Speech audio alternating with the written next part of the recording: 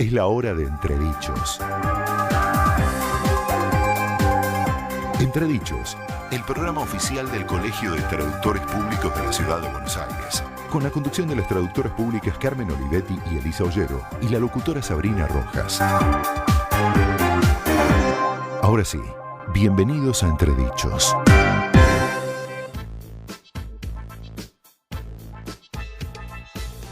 Hola, hola, hola, muy buenas tardes. Bienvenidos a Entredichos, el programa oficial del Colegio de Traductores Públicos de la Ciudad de Buenos Aires. Otro lunes que te acompañamos hasta las 8 de la noche, invadimos el aire de FM Concepto 95.5 del dial o podés ingresar en www.conceptofm.com.ar para poder escucharnos online. Recordá que el programa se vuelve a transmitir el domingo a las 13 horas y que a partir de mañana podés tener el programa disponible en nuestro canal de YouTube, Entredichos, para que lo escuches cuando quieras.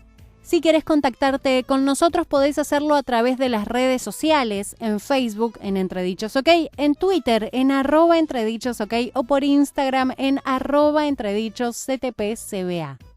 Y seguimos repasando los mejores momentos del ciclo 2020 y hoy vamos a revivir las entrevistas de las correctoras Milagros Schroeder y Virginia Cinquegrani y el escritor Diego Tomasi. Así que sin más, comenzamos Entredichos hasta las 8 de la noche. Te acompañamos acá en FM Concepto. Cursos, jornadas, encuentros, charlas y mucho más es lo que propone el colegio para los próximos días. No te los pierdas.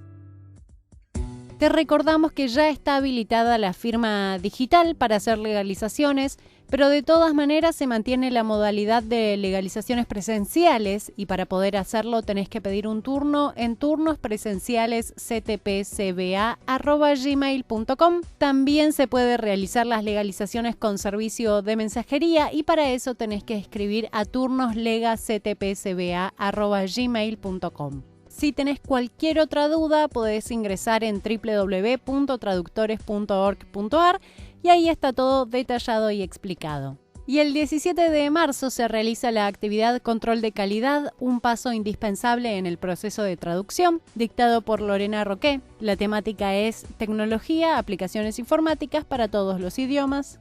El 20 de marzo se realiza la actividad Uso del lenguaje no sexista e igualitario en textos de índole formal. Es dictado por Griselda Perrota. La temática es de traducción general en idioma inglés. Y el 6 de abril se realiza la actividad SDL Trados Estudio 2021, nivel inicial. La edición de abril dictada por Lorena Roqué. La temática es aplicaciones informáticas para todos los idiomas. Y además de capacitarse, para los traductores también es fundamental mover el cuerpo. Después de estar tantas horas frente a la computadora, es fundamental mover el cuerpo y para eso el CTPCBA tiene un beneficio para vos. Escuchá lo que te ofrece el Gym Pass.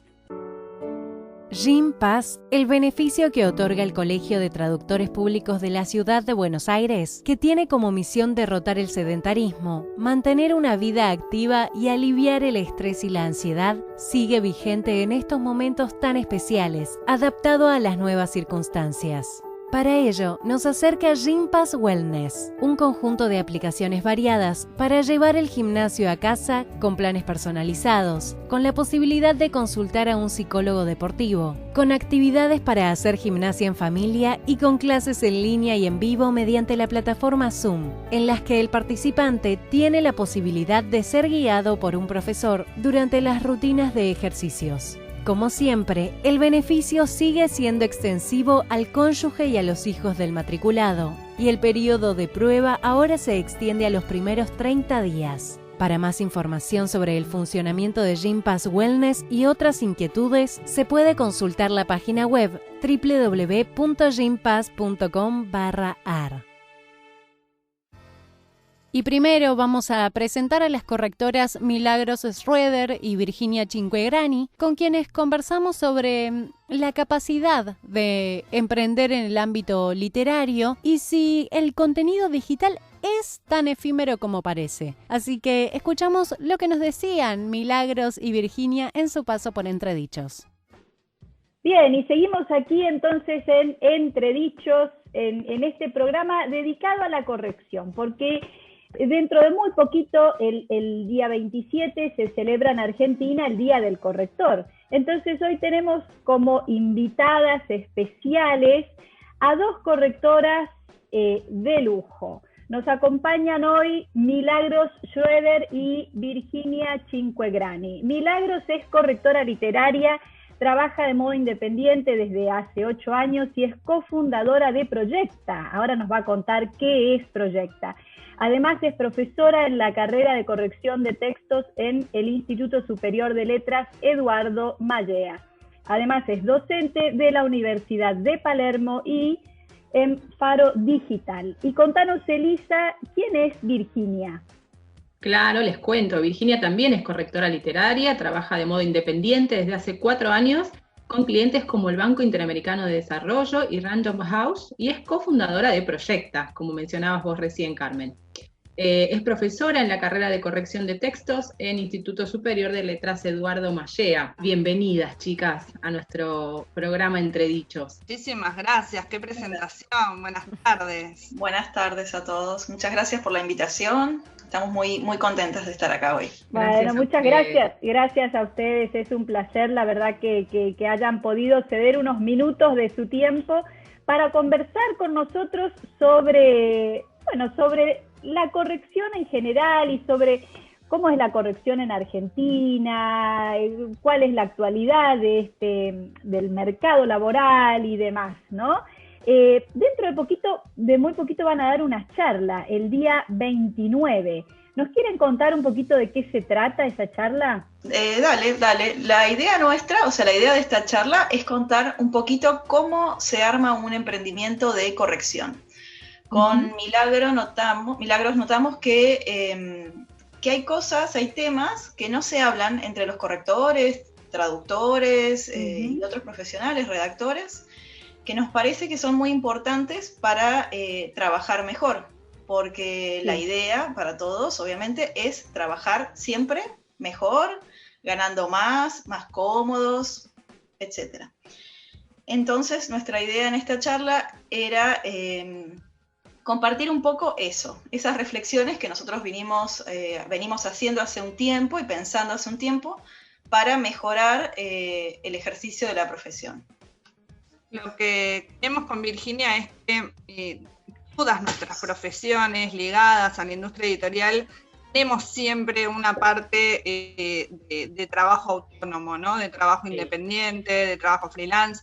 Entonces, en ese tipo de trabajo, más allá del de relación de dependencia, notamos que no solemos charlar entre colegas sobre cómo haces esto, cómo haces aquello, qué te pasó, porque va más allá de la profesión, va más allá de traducir, de corregir, digamos, de lo profesional. Suceden un montón de cosas, desde cómo te inscribís en la FIP hasta qué programa usás para tal cosa y cómo haces para conseguir clientes y como un montón de vertientes que tienen que ver con el emprendimiento.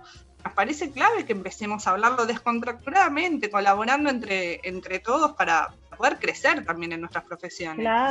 Claro, sí, es que ser emprendedor, la verdad que es un recorrido muy particular y es un recorrido que no lo haces solo, y que tenés que tener muchos conocimientos, como decías recién, Milagros, no solo de tu profesión, sino de marketing profesional, de cuestiones contables, impositivas, financieras, publicidad, de un montón de cosas, ¿no? Y ustedes, a ver, cuéntenos un poquito de su propio recorrido como emprendedoras. No sé quién quiere empezar, Virginia, Milagros. Yo empiezo que soy la más vieja. Bueno, a ver, Milagros. Mira, yo te cuento, la carrera de corrección me encontró a mí, no la busqué, sino que me encontró un día googleando otras cosas, y la verdad es que dije, bueno, si esto está hecho carrera y es mi fascinación, hacia allí quiero ir. La estudié muy feliz, estudié en el Mallea, y yo trabajaba en relación de dependencia, en otra cosa, nada que ver, y cuando terminé la carrera decidí largarme independiente, y la verdad es que fue un camino maravilloso, con muchísimas torpezas, por supuesto, esto que decíamos recién, ¿no? La poca charla entre colegas que después vas conociendo más y demás. Y la verdad es que he logrado un camino, mi empresa particular se llama De Corderos y de Flores, que es la de corrección, y he logrado varios clientes que me han hecho en el desafío profesional muy feliz, que me han permitido llegar a hoy a Proyecta con Virginia a crear este espacio en que nosotras buscamos eso, este diálogo interdisciplinario, descontracturado y colaborativo para el armado de los emprendimientos. Buenísimo, sí, sobre todo eso, ¿no? De colaborativo, que es como muy, muy importante a la hora de encarar y de avanzar con este tipo de proyectos. Qué valioso, Carmen, estaba pensando, y Milagros y Virginia, qué valioso poder compartir la experiencia personal, porque creo que el que escucha de afuera, digamos, ¿no? En este caso el oyente o la persona o el profesional que está pensando en comenzar su ejercicio profesional, se encuentra un poco solo, ¿no? A veces dice, ¿cómo hago? ¿Cómo empiezo? Claro. ¿Qué tengo que hacer? Y a veces uno va dando pasos o se van dando pasos y como vos decías hace un ratito, bueno, se caen torpezas, ¿no? O en equivocaciones que a veces se pueden evitar. Así que me parece muy valioso, chicas, lo que hacen. Totalmente, Elisa, porque lo que decíamos con Virginia también tiene que ver con eso. Nosotras pasamos todas esas cosas, no es que venimos con una varita mágica a decir cosas, no sé, creadas o inventadas, no, es a través de nuestros propios caminos y de nuestras propias torpezas que fuimos consiguiendo también manos que nos ayudaron a avanzar y quien nos acompañó a nosotras en cada uno de nuestros proyectos, como para hoy también estar reunidas creando este nuevo proyecto y nuestro emprendimiento, ahora decimos en un pasito más, que es asociadas. Yo creo Claro. que, Milagros, creo que el camino de la corrección tiene que haber un equilibrio entre ser operativo y ser excelente, ¿no? Entonces me parece que lograr ese equilibrio es todo un desafío, porque quizás uno puede comprometerse a hacer un trabajo, por ejemplo, no sé, que es muy extenso y en poco tiempo, y bueno, ¿y cómo no va a haber buenos resultados quizás, ¿no? Entonces me parece que compartir eso es, como decía antes, súper valioso. Claro, un poco lo que hablamos siempre con Milagros y en el curso que damos y en los espacios que compartimos es que en un punto un emprendedor corrector o traductor es como un hombre orquesta, ¿no? Como que estás trabajando, tratando de ser el mejor corrector posible, pero además tenés que responder mails, buscar clientes, hacer las cuestiones contables, tener en cuenta las cuestiones legales, hacer marketing, hacer branding, digo, hay un montón de cosas que están en juego y que uno está con 20 pelotas en el aire tratando de manejar todo eso. Exacto. Y es muy importante tenerlo en cuenta, todo eso, ¿no? Saber que hay que tener en cuenta todos esos aspectos, que no es solo sentarse a corregir, trabajar de corrector, ¿no? Lo que planteamos con Virginia es que en eso la clave está en hacerlo inteligentemente, como para que no te ocupe todo el tiempo, para que vos te puedas dedicar a tu profesión, digamos. La idea es que vos seas profesional y que puedas seguir capacitándote, que puedas seguir creciendo en tu profesión. Entonces, todo el resto tenés que poder manejarlo de un modo eficiente para que no ocupe todo tu día. Exacto. Claro. Y qué importante el trabajo en equipo y esto de poder identificar los puntos débiles y puntos fuertes de cada uno, ¿no? Porque creo que todos tenemos algo que nos gusta un poquito más o que nos gusta un poquito menos. Entonces, a la hora de organizar, decís, bueno, a mí la parte contable no me va, por favor, ocupate vos, fíjate, si hablas con el contador, hacés a esto, bueno, no, a mí me gusta más el marketing, la publicidad, etcétera, etcétera. Y así como se va haciendo una distribución de tareas también, ¿no? Entre los propios colegas. Sí, y también algo personal, digamos, si vos sabés todos los aspectos que tenés que tener en cuenta para tener un emprendimiento, un negocio de corrección, también podés evaluar si lo querés derivar, o sea, si preferís contratar un contador o ocuparte vos de tu estructura, si querés tener una secretaria o un secretario, o te vas a ocupar vos de mandar mails, digo, uno puede evaluar cuáles son las habilidades que tiene. Pero primero hay que saber qué cosas tenés que evaluar y qué cosas tenés que pensar, qué aspectos hay que pensar para armar tu emprendimiento. Claro, y Totalmente. ¿no? Porque a veces también armar un proceso para que se haga o de manera automática o que esté automatizado hasta cierto punto para poder dejarte más libre para poder dedicarte a la corrección. Claro. Ay, de paso me hacen acordar, chicas, que tengo que pasar un chivo, como se dice, de la Comisión de Economía y Finanzas del colegio, que precisamente pensando un poco en todas estas cuestiones, estamos organizando una charla abierta para el 10 de noviembre con un contador, que es el papá de una de las chicas de la comisión y por eso muy amablemente se ofreció a dar la charla. Así que seguramente vamos a tener más detalles después, pero el 10 de noviembre tenemos una charla sobre estas cuestiones contables e impositivas para los traductores. Me acordé así y de paso se los cuento. Carmen. Qué buenísimo. Puede estar bueno porque además creo que todos lo necesitamos, ¿no? Porque en este mundo así tan cambiante y de tantas normas nuevas que se van aprobando todos los días, es como que a veces estamos un poquito perdidos. Y chicas, ¿ustedes creen que, porque ahora, bueno, todo el mundo se virtualizó, ¿no? Ahora todo pasa por lo digital, con todo es contenido digital y demás. ¿Es muy diferente la corrección de contenido digital a lo que uno sabe que va a ser contenido papel o contenido audiovisual, por ejemplo? ¿Es muy diferente? En realidad, o sea, cada área que uno corrija, digamos, tiene sus propias características. Los correctores, como los traductores, trabajamos desde nuestras casas, freelance y con Word, el 90% del tiempo. Yo, por ejemplo, trabajo, o sea, yo hace 3 años que trabajo full time de correctora y casi no he visto a nadie en persona. Así que yo no noto tanto la diferencia. Y de hecho trabajo mucho para afuera, mucho para el interior y no he notado mucho la diferencia. Sí, pero siempre corregís para un contenido que sabés que se va a imprimir, a eso me refiero. Bueno, no es lo mismo corregir un texto que va a quedar impreso en un papel a un texto, no sé, por ejemplo, uno hoy lee mucho contenido digital que muchas veces desaparece rapidísimo, ¿no? Exacto. Y muchos creen que, bueno, porque como es casi virtual y va a desaparecer rápido, lo hacemos así nomás, ¿no? Y se lee cada cosa en internet.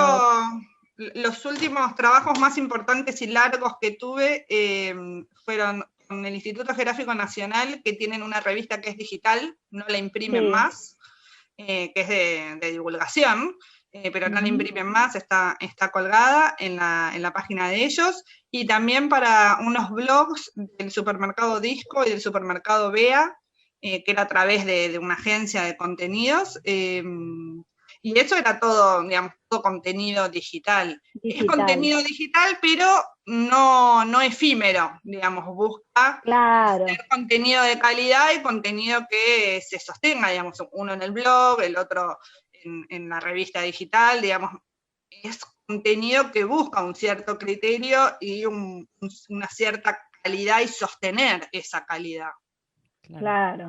Claro, quizás Carmen, tu pregunta iba apuntada a, por ejemplo, cómo es la corrección de un audiolibro, ¿no? Que va a estar dirigida a la persona, al locutor, digamos, a la persona que va a tener que leer ese texto, ¿no? Claro, que no es lo mismo que corregir para una editorial que va a publicar un libro en papel, porque se me ocurre, ¿no? Yo no soy correctora, pero por eso pregunto, o sea, es cómo se encara el trabajo y si es diferente la forma de encarar, digamos. Yo creo que era un poco. Cada uno de los trabajos que llegan que nos tienen nuestros clientes siempre buscan el máximo de la calidad, ¿no? Digamos, les importa la calidad del contenido y es justamente contenido que busca no ser efímero, no que desaparezca, sino que se sostenga en el tiempo y que en ese transitar del tiempo no pierda el mensaje que ha querido buscar. Entonces, más allá de la excusa del contenido, hay un criterio de calidad que no podemos como profesionales cuidar, y es a lo que nos dedicamos, ¿no? Digamos, entonces, sea audiolibro, yo no tengo experiencia con audiolibro, Virginia sí, así que Virginia ahora va a poder contar ella. Yo nunca corregí audiolibro, pero sí lo que es contenido digital, o sí lo que es contenido impreso. Creo que el criterio es el mismo, que es sostener la calidad, más allá de después el medio por el que se acceda, ¿no? Claro. Sí, yo pensaba yo corrijo algunos contenidos digitales, bueno, esto del BID, corregí unas cosas para UNICEF, que obviamente quedan en la página y se pueden descargar, pero también corrijo para una financiera que mandan todos los días boletines sobre la bolsa y sobre datos. Y eso es algo bastante más efímero, porque le llega el mail a los clientes y después nunca más lo volvés a leer, porque ¿para qué querés la información de hace una semana sobre la bolsa? Pero las empresas o los clientes que buscan correctores, es exactamente lo que dice Milagros, buscan la mayor calidad. Entonces, la mejor calidad posible. Entonces, uno obviamente trabaja como si fuese un texto que va a quedar ahí en la red para siempre. No toda la gente que produce contenido efímero lo quiere corregido, de hecho es lo que se ve en muchos diarios y en muchos blogs, pero los que buscan un corrector es porque realmente quieren la mejor calidad posible, y uno trabaja siempre con ese objetivo también, aunque tenga menos tiempo, porque a mí me lo mandan al mediodía y para las 4 de la tarde ya tiene que estar, y bueno, es esa lógica, ¿no? Claro. Chicas, si les ha pasado... Ay, perdón, Milagros. Perdón, yo siempre doy un ejemplo que es medio muy gráfico, pero el error que aparece en las redes sociales o en estos contenidos, en estos blogs o demás, es como la lechuga en el diente, digo yo, ¿no? Quien te lee solo puede ver eso, y más allá de lo que vos estés diciendo, que puede ser muy interesante en tu texto y demás, donde aparezca ese error es como la lechuga en el diente. Y poca gente te va a decir... mirá que tenés algo verde, fíjate, corregilo, incluso con el respeto. Y esa lechuga en el diente en internet se lee como mala calidad, se lee como algo, si yo te pongo, no sé, cualquier cosa, digamos, en vez de traducción, te pongo traducción, y bueno, no, la verdad que no. Y capaz que fue un error de tipeo, que no fue algo que vos no sepas que traducción se escribe con doble C. Pero para mí ya es mala calidad, ya es mala profesional, ya está, digamos, ya me bloqueo y no puedo continuar. Entonces, de repente, cuidar estas cosas, aunque sean efímeras, tiene que ver con esto, como lavarte los dientes cuando te vas a presentar con alguien físicamente.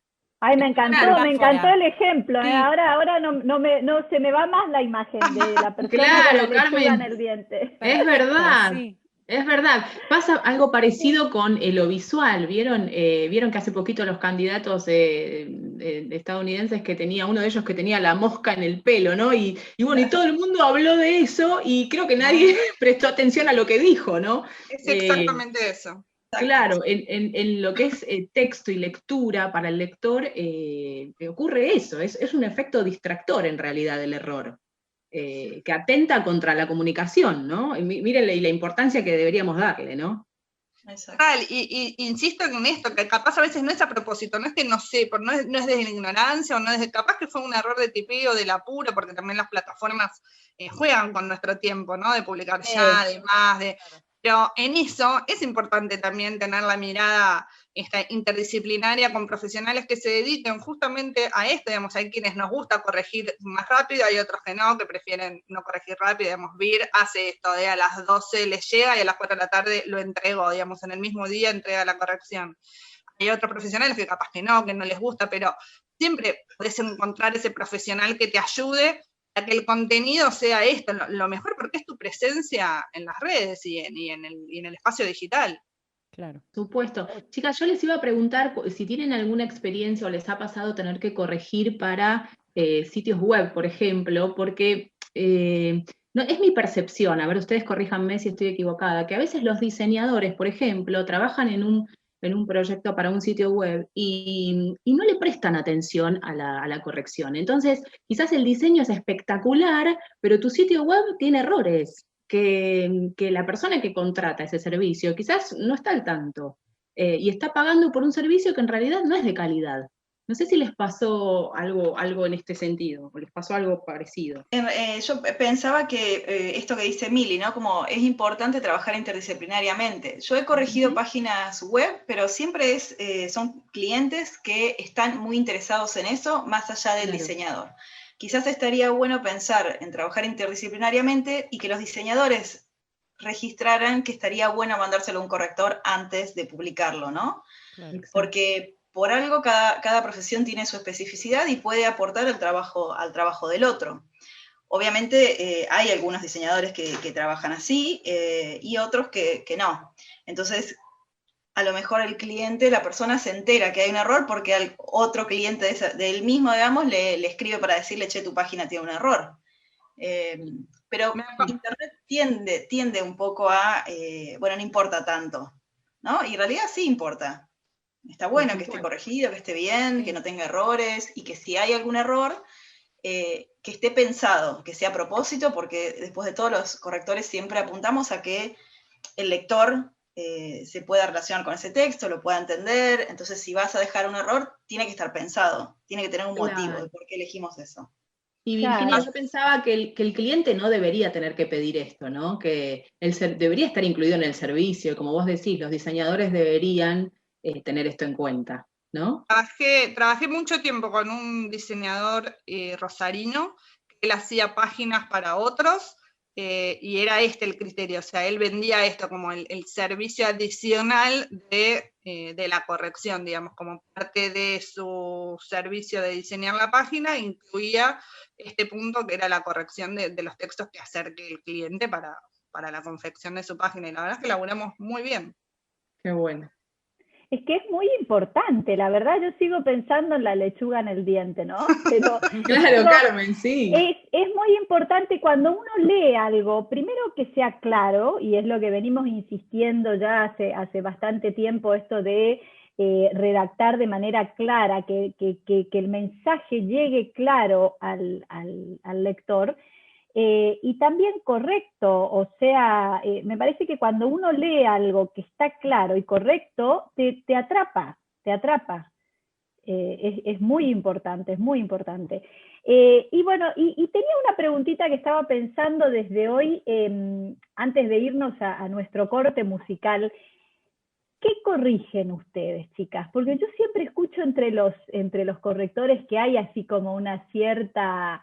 no sé si es cuestión polémica o hasta dónde se llega, ¿no? ¿Qué se corrige? ¿Corregimos solamente la cuestión ortotipográfica? ¿Corregimos estilo? ¿No corregimos estilo? ¿No?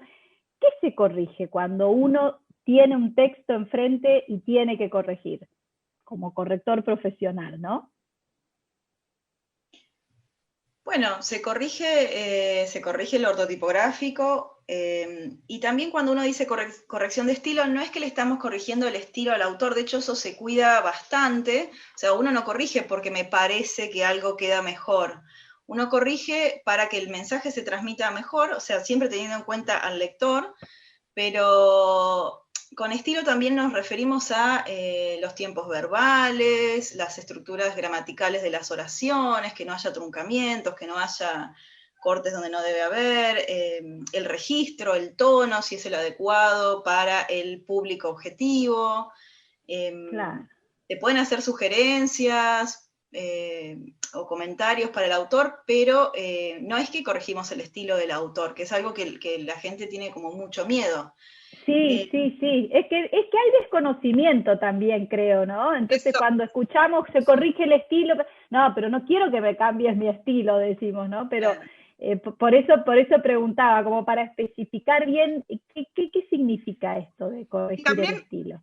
Hay un diálogo inicial con el cliente, ¿no? ¿Qué es lo que quiere? ¿Qué es lo que espera de la corrección? ¿Hasta dónde vamos a intervenir? ¿Hasta dónde no vamos a intervenir? ¿Cómo lo hago? Digamos, yo no te voy a cambiar toda una frase ni te la voy a reescribir. Yo puedo sugerir, pero después hay partes que son decisión del cliente, digamos. Entonces, y hay textos que te permiten intervenir más y otros que no, digamos, un texto administrativo, un contrato, ¿qué vas a sugerir? No sugerís nada, ¿no? Digamos, es como, listo, se escribe como se escribe, ortotipográfico, ya está, digamos, respetar las normas de de diseño, digamos, por decirlo de algún modo, del contrato y demás, y que sea legible, pero en una novela es distinto, uno juega distinto, te fijas los personajes, digamos, podés jugar más en literario que de repente en algo administrativo, entonces depende muchísimo en qué te especialices, pero siempre con respeto y con un diálogo y un acuerdo previo con el cliente. Totalmente,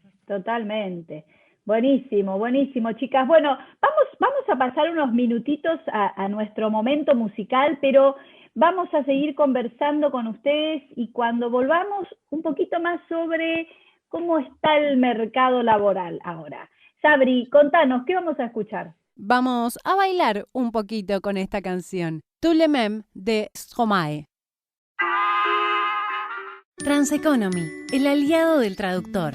Trados Studio para su traducción, GestPoint para su gestión.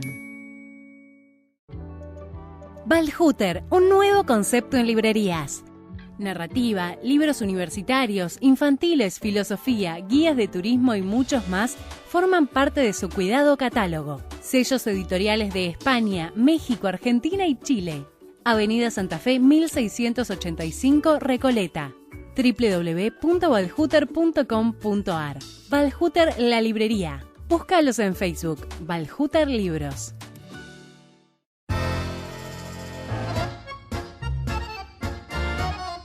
Y seguimos en Entredichos, el programa oficial del Colegio de Traductores Públicos de la Ciudad de Buenos Aires.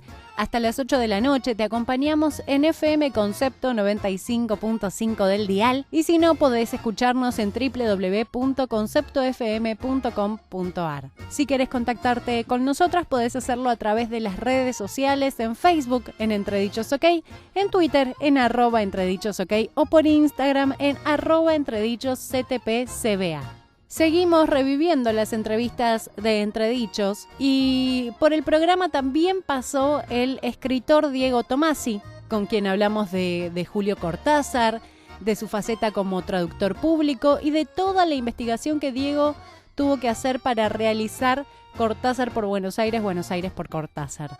Así que escuchamos lo que nos contaba Diego Tomasi en su paso por Entredichos.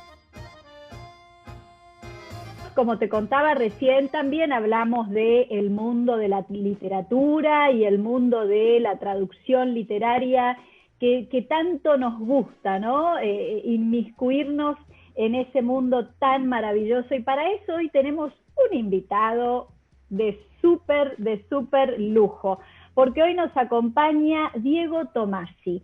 Diego es escritor, guionista y escritor.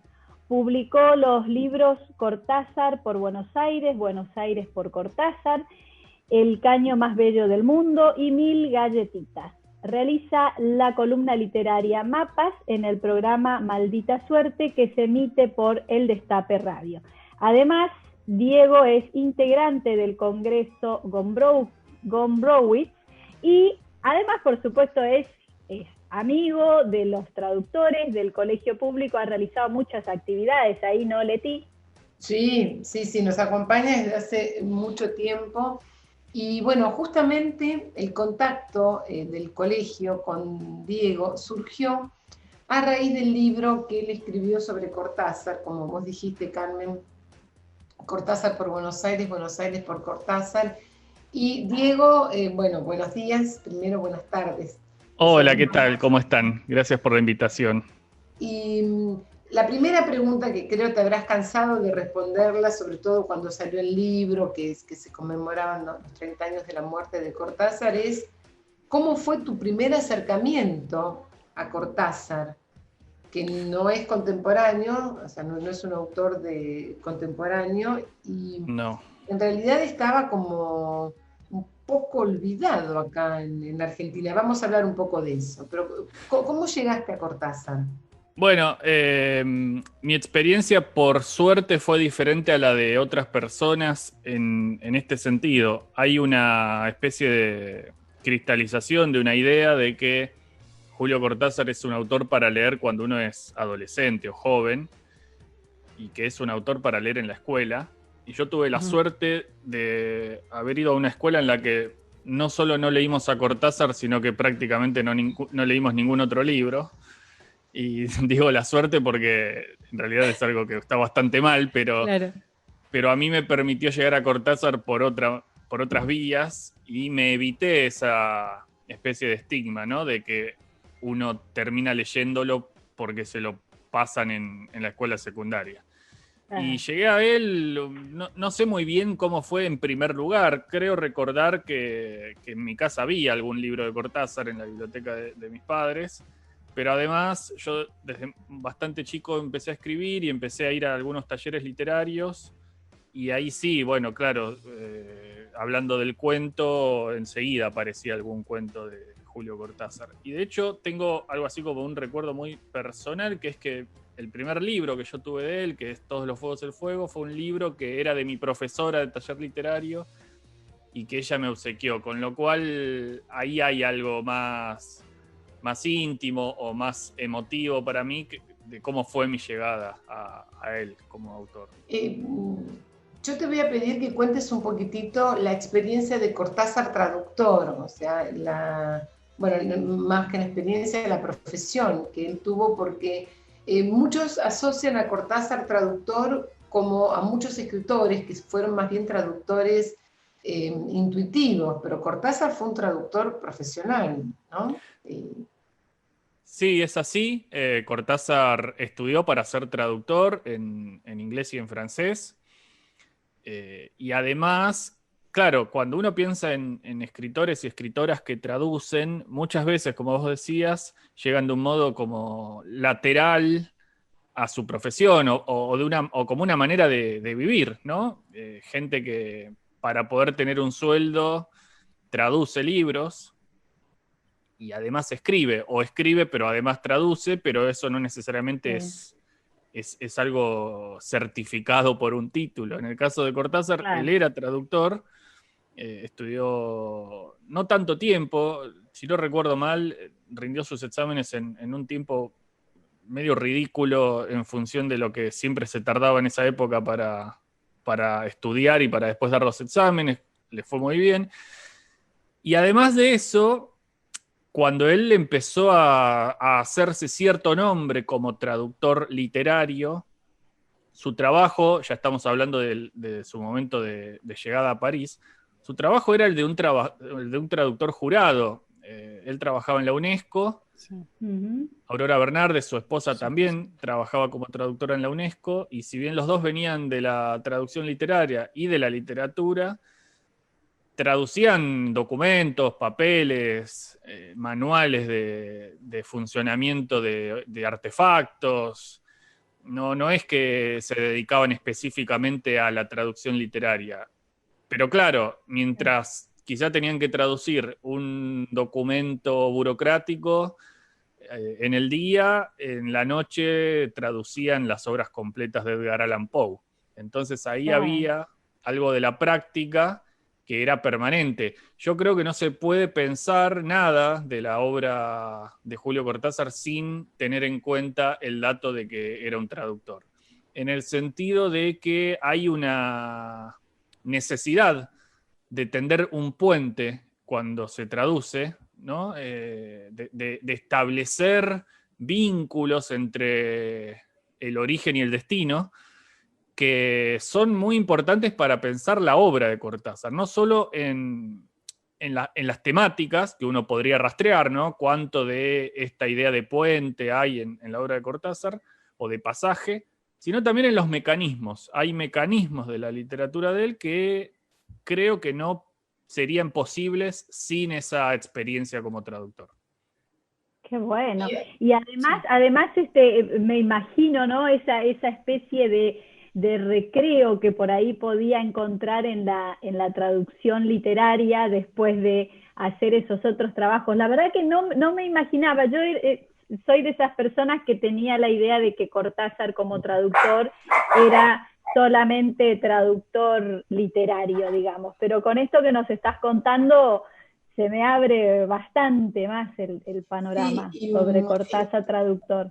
Diego conoce muy bien cómo es que él y Aurora Bernardes, como decía su esposa, llegan a la UNESCO. Si contás eso, porque es maravilloso el nivel de traductores que eran. Bueno, les pido disculpas antes de responder porque esa es mi perra ladrándole a un vecino. Supongo que bueno. quiere tener algún nivel de participación en la charla. Son cosas muy comunes en este momento, te digo. Sí. Además, no es una perra particularmente amiga de las personas que pasan por el pasillo. Así que, bueno, la historia de cómo Julio Cortázar y Aurora Bernardes llegan a ser traductores en la UNESCO es en realidad un capítulo de la historia de Julio Cortázar y Aurora Bernardes. Ellos se conocieron en Buenos Aires cuando circulaban o estaban mucho tiempo en lugares más o menos cercanos, pero no se conocían. Y bueno, una vez una escritora, amiga común, Inés Malinowski, acordó una especie de cita entre ellos dos, pero una cita en la que había más personas, no es que les arregló un encuentro para que se encontraran solos. Y se encontraron en la confitería Richmond, que ahora es, si no me equivoco, bueno, hasta la última vez que se pudo ir hasta el centro era una tienda de ropa deportiva, ya no es más una cafetería.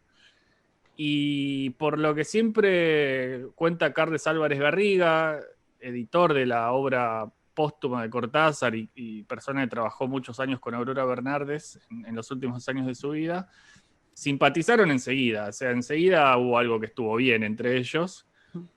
Y sin embargo, un tiempo después, Julio Cortázar se fue a vivir a París y Aurora Bernardes se quedó en Buenos Aires, al menos un año más. Ese año, esa distancia es muy importante para pensar algunas cosas de la literatura posterior de Cortázar. Por ejemplo, una escena de las más reconocibles de Rayuela en la que hay un tablón puesto entre dos ventanas. Y ahí, en algún sentido, son ellos dos. Y la tabla, bueno, la tabla es la que hay que tender entre París y Buenos Aires, ¿no? Pero después sí, finalmente Aurora se fue a París, se reencontraron, se casaron. Ella, más que él, tenía experiencia en traducción literaria, porque era a lo que se había dedicado siempre. Y ahí empezaron, bueno, por un lado a intentar sobrevivir, porque no tenían trabajos tan estables, ni ganaban tanto dinero, entonces vivían comiendo papas fritas, por ejemplo. Y finalmente se abrió un concurso en la UNESCO para traductores de todo el mundo de habla hispana. Ellos se presentaron, yo no recuerdo cuánta gente se presentó, pero sí recuerdo que el primer lugar de ese concurso lo obtuvo Julio Cortázar y el segundo lugar lo obtuvo Aurora Bernardes. Y así fue que de todas las personas del mundo que podían llegar a trabajar juntas en ese lugar, las dos que lo hicieron fueron las dos personas que vivían juntas. Wow. Y ese es solo el comienzo o una parte del comienzo de una historia maravillosa. No, es fantástica el derrotero de Cortázar. Yo te quería preguntar, ¿por qué vos te centraste en Cortázar y Buenos Aires cuando en realidad él vivió tan poco tiempo en Buenos Aires, ¿no? Porque de haber leído tu libro, vos incluso contaste los días precisos que Cortázar estuvo en Buenos Aires, los días que estuvo en Buenos Aires en toda su vida, ¿no? Sí. A lo largo de toda su vida. En realidad había hecho en su momento un cálculo aproximado porque hay muchas etapas que pueden contarse y otras que no sabemos exactamente dónde anda una persona. Pero sí, había hecho un cálculo aproximado y más o menos la tercera parte de su vida él pasó en Buenos Aires.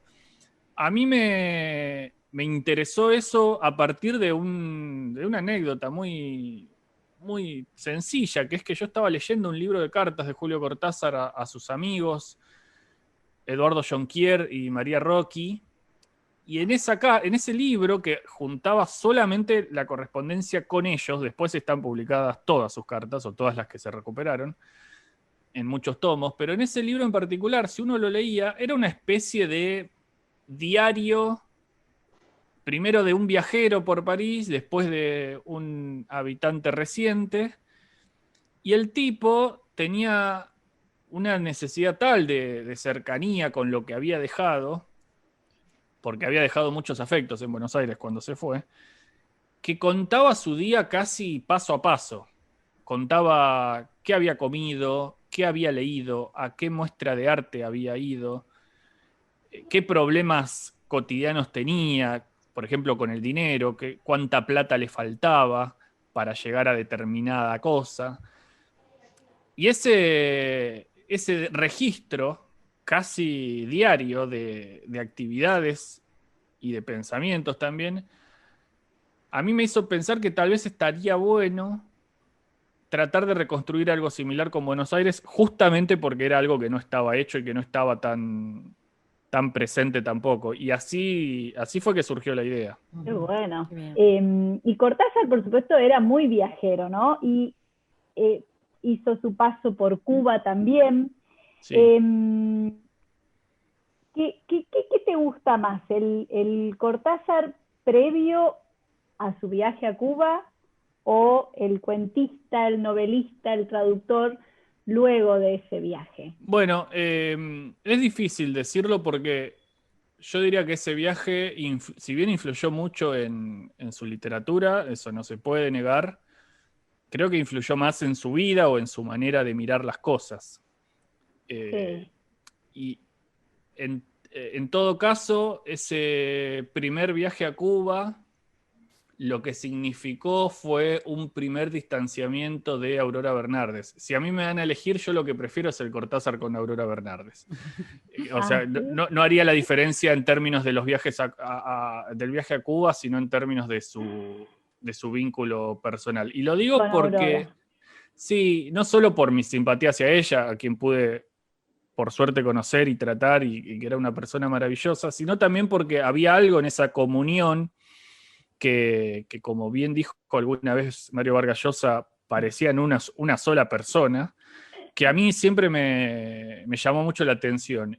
Y aún así, hay que decir que una vez separados ellos, primero de hecho y después formalmente, o sea, divorciados, el vínculo entre ellos dos no se rompió nunca, y el nivel de cariño, pero también de admiración y de respeto del uno con el otro fue permanente. De hecho, la tumba de Julio Cortázar en París, donde él en un primer momento estaba enterrado con su última esposa, Carol Dunlop, ahora, bueno, esa tumba era cuidada personalmente por Aurora Bernárdez. Personalmente significa que ella iba y con más de 80 o 90 años se tiraba al piso a limpiarle las escrituras o las manchas, a ordenar un poco, qué sé yo.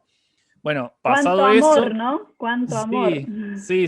Y pasado eso, ella está en la misma tumba, cosa que es un poco extraña porque ahora él está enterrado con sus dos esposas. Pero no deja de ser un acto poético de justicia, ¿no? Doña Porque Flor y sus dos maridos, sí, don Julio y sus dos esposas. Sí. Pero creo que es lo más justo. Ese vínculo es el más importante en la vida de los dos, y por eso a mí me parece tan representativo. De todos modos, para no esquivar la pregunta, a mí me parece que hay muchas etapas de Julio Cortázar y hay muchos escritores en Julio Cortázar. Uno podría decir que hay uno posterior a su primer encuentro con Cuba, o uno posterior al descubrimiento de las masas populares y de la atracción hacia las masas populares latinoamericanas, cosa que antes no solo no le sucedía, sino que sucedía todo lo contrario, ¿no?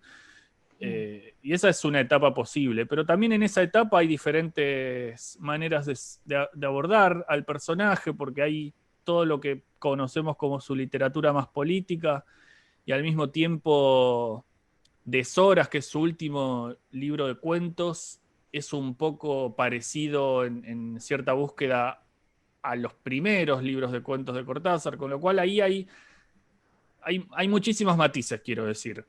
Yo siempre elijo al Cortázar más dedicado al juego literario y a la manipulación de las palabras y del lenguaje, que al Cortázar político, hablando de los textos, ¿no? Específicamente. Claro. Pero eso es una cuestión de gusto narrativo. Después en la cuestión personal o pública de Cortázar, bueno, claro, yo prefiero a un tipo comprometido que a un tipo alejado de las causas populares. Claro, pero, sí. Perdón. No, termina porque te quería hacer un comentario respecto de esto que estás No, diciendo. y lo que iba a decir es que a veces estos campos se mezclan de tal manera que impiden el análisis de la obra en cada uno de esos momentos. O sea, hay análisis acerca del gorilismo de Cortázar en su primera etapa que impiden ver la destreza de su técnica, y hay análisis de sus inclinaciones hacia la izquierda en el final de su vida que impiden ver las búsquedas narrativas de esa etapa. Claro, justamente eso te quería decir, porque pareciera ser, no sé si llamarlo contradictorio, pero Cortázar siempre se le achacó un antiperonismo bastante marcado, y sin embargo un acercamiento al socialismo también bastante marcado. Él escribió tiene algunos trabajos sobre Nicaragua, sobre lo que fue la revolución sandinista y demás. O sea, pareciera ser como contradictorio. Está bien, pasaron muchos años, pero lo que vos decías del gorilismo, sí, muchas veces se lo criticó, se lo atacó desde ese lugar. Sí, creo que hay que pensar que es uno de los pocos personajes públicos del arte o de la literatura, por lo menos en Argentina, que hizo de su postura política una especie de giro tan grande y tan claro, además. Esto creo que es lo más importante. Porque yo creo que eso es una contradicción, efectivamente, o lo sería en el caso de que él hubiera pasado de una cosa a la otra como si nada, sin dar ninguna explicación, sin argumentar su pasaje. Pero Cortázar fue toda su vida bastante claro, y creo que eso es lo genuino de las posturas que él tenía. Él era genuinamente antiperonista en los momentos en los que vivió en Buenos Aires durante el primer peronismo. Primero por posición de clase, porque era perteneciente a una familia pequeño burguesa que se había formado mirando a Europa.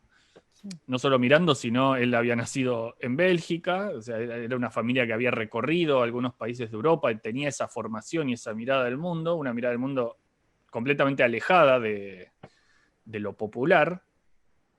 Y por otro lado, él fue haciendo un tránsito personal, paradójicamente ya instalado en París y no desde Argentina, de qué pasaba en Latinoamérica con la desigualdad, con la injusticia, con la pobreza, con la represión, y él lo dijo muy claramente en más de una oportunidad. A él ver, y ahora sí es importante Cuba, ver las manifestaciones populares en Cuba le hicieron cambiar su mirada no solo sobre su presente, sino sobre cómo él se había comportado respecto de esas masas, pero en Argentina en el pasado. Claro. Y cuando él visitó Argentina en el año 73, esto es muy claro en una entrevista que le dio a Hugo Guerrero Martínez en la radio, él no solo apoyaba fervientemente el proceso que terminó llevando a Héctor Cámpora a la presidencia, sino que básicamente lo que decía era que la única manera para llegar al socialismo al que él adhería en ese momento, o al menos algún tipo de justicia social mayor, era el peronismo. Con lo cual su recorrido, que es complejo, que no debería mirarse si uno tiene buenas intenciones de una manera lineal y prejuiciosa, el camino es complejo, es para analizar, y es probablemente de los giros más grandes que haya dado una personalidad tan representativa en Argentina, al menos con ese nivel de argumentación en cada momento, porque después gente que ha pasado de un lado al otro sin explicar nada y sin que sea muy entendible, pero hay explicando por qué. Sí. El de Leopoldo Lugones, creo yo que es uno de los más claros, ¿no? Y mira, yo para terminar lo de Cortázar, porque podemos seguir hablando horas. Horas, totalmente. Es interesantísimo. Yo te pregunto por su relación con el boom latinoamericano, porque también desde siempre se discute si Cortázar formó parte del boom, si no formó parte del boom, si no formó parte del boom porque vivía en Europa y entonces no estaba en las entrañas en ese momento de Latinoamérica, si es una cuestión de temporalidad, o sea, si él es anterior al boom. ¿Vos qué pensás al respecto? Yo diría que, bueno, sí, que sí es parte del boom, en el sentido de que eso que después se terminó denominando boom latinoamericano incluye a Julio Cortázar, a Carlos Fuentes, a Mario Vargas Llosa, a Gabriel García Márquez y a varios otros. También creo que, como bien dice él, en algunas oportunidades, eso que se llamó el boom latinoamericano no fue, como también se criticó algunas veces, una operación de prensa de los editores, sino que los editores llegaron después de que llegaran los lectores.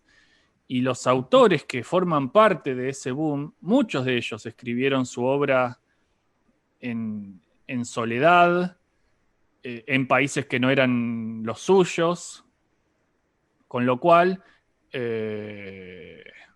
creo que, así como Julio Cortázar es parte del boom por cercanía narrativa o estética, pero también por temporalidad, al mismo tiempo creo que él no creía en eso como una etiqueta válida, o al menos la mejor posible para hablar de cómo los lectores y las lectoras de América Latina habían decidido en un momento de la historia volcarse a leer a sus propios autores y no a autores que venían desde otros lugares del mundo. Bien.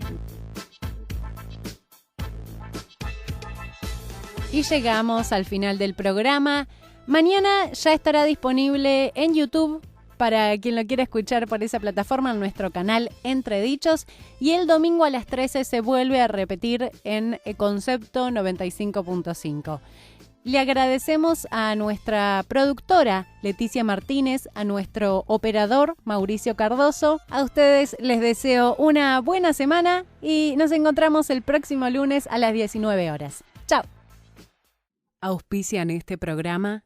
Agradecemos el apoyo del Instituto Casa de Jesús, donde educar es formar intelectual, afectiva y espiritualmente desde una perspectiva de síntesis entre fe y cultura. Instituto Casa de Jesús, www.casadejesús.edu.ar. ¿Problemas contables o impositivos? Lo ayudamos a solucionarlos. Veiga, González y Asociados, consultores y auditores. Llámenos al 4373-1213 o al 4373-5154. Esto fue Entre Dichos, el programa del Colegio de Traductores Públicos de la Ciudad de Buenos Aires.